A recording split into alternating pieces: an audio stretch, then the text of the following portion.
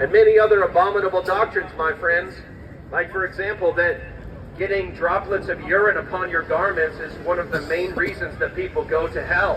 And then when one of the slaves of his household actually drank a cup of Muhammad's urine, which he would urinate in a cup at the nighttime, and someone accidentally drank a cup of his urine, and when Muhammad found out about it, he said to this young slave, he said, because you have drinking of my urine, you're going to be protected from hellfire.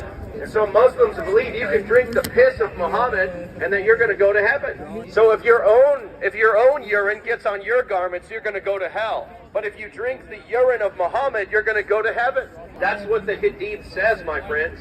That's the abominable and offensive doctrines. Why are you flipping me off, sir, when I'm just telling you what the Hadith says? Why don't you come up here and defend your religion instead of just hurling insults? Why don't you come up here and defend your religion and prove that this isn't in the Hadith? This is in the authentic teachings of Islam, Sahih Bukhari and Sahih Muslim. We are presenting to you the pure and authentic teachings of Islam, my friends. And your people should be able to defend your religion. But these doctrines are indefensible. That's the truth. These doctrines are indefensible.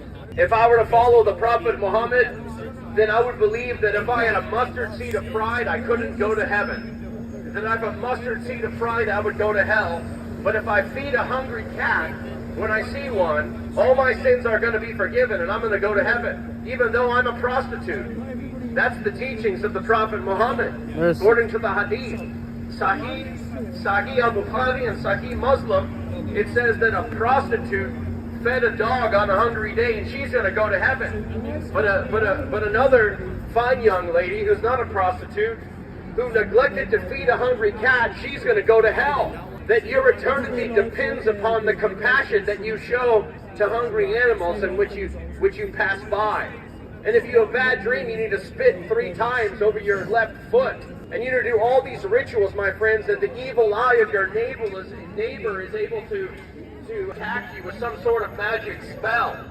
And that you have to pray the prayer 5 times a day to protect you from the evil eye, my friends. All kinds of magic is in the teachings of the Prophet Muhammad. The Prophet Muhammad says that Satan ties knots in the back of your head. Do you believe that Satan ties knots in your hair on the back of your head? That's the teachings of the Prophet Muhammad. Every single night, Satan is dwelling in everybody's nose all night long. He's urinating in their ears, and he's tying knots in the back of their head, in their hair. That's the teachings of the Prophet Muhammad, my friends. We are telling you the truth. You can look it up yourself. We have all the references.